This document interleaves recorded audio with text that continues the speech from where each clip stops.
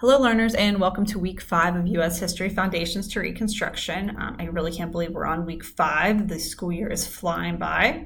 Hopefully you're on pace, resubmitting assignments, and everything is going well.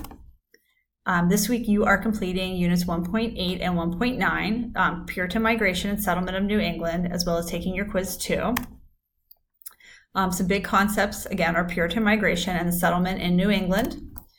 And during the Puritan Great Migration, the Puritans were against the king. They only wanted to follow the rules of the Bible, and they wanted the church to be simple and pure.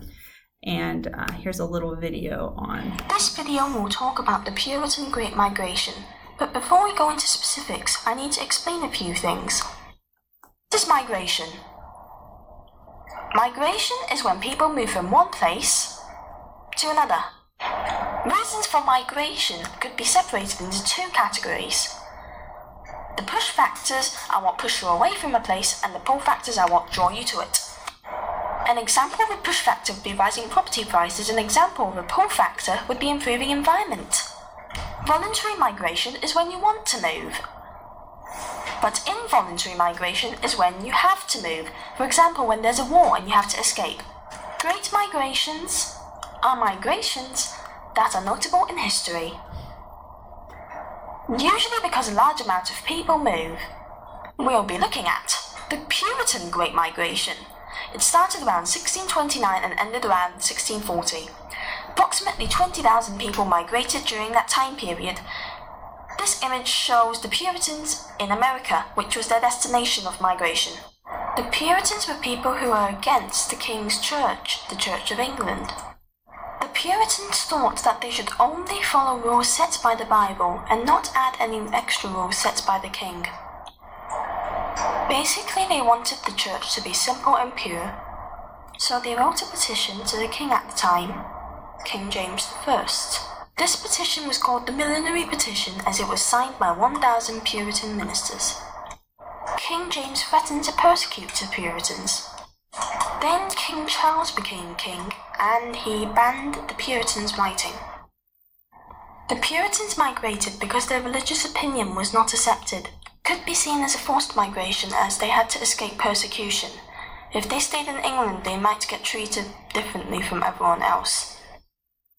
But it could also be voluntary, as you could choose whether to be a Puritan. The push factors were their mistreatment in England and that they had to believe in an impure church. The pull factors were that there was no supreme ruler and no set religion in America. A noticeable amount of the people who moved were well-educated people, so England did have to find people to replace their jobs. However, I don't think that the impact was too great. When the Puritans arrived in the New England region of America, the Native Americans were living there.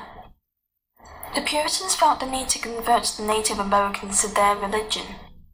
A man named John Eliot gave the Native Americans talks. Now I will do a short comparison with another great migration. This is the Vietnam to America migration.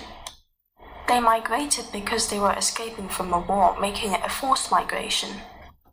There are several differences between these migrations. One is that they happened during different time periods. The situation in Vietnam was far more terrifying than the situation in England during the Puritan migration. And also, the Puritans and the Vietnamese migrated to different sections of America. Okay, so hopefully the video provided you with a little bit more background information on the Puritans and why they came to America to settle. So this week, that's what you'll be learning about, one of the topics. Remember, always in your Google Classroom, the pace chart's in there, the Zoom session. I would love to have people come to my Zoom sessions when we do the live Zoom sessions for social studies. Just pop in, say hi, and we cover different topics. And of course, your launches each week, your lessons are in here as well. Okay, so any questions or concerns, please reach out to me. And if not, you have a great week. Thanks, bye.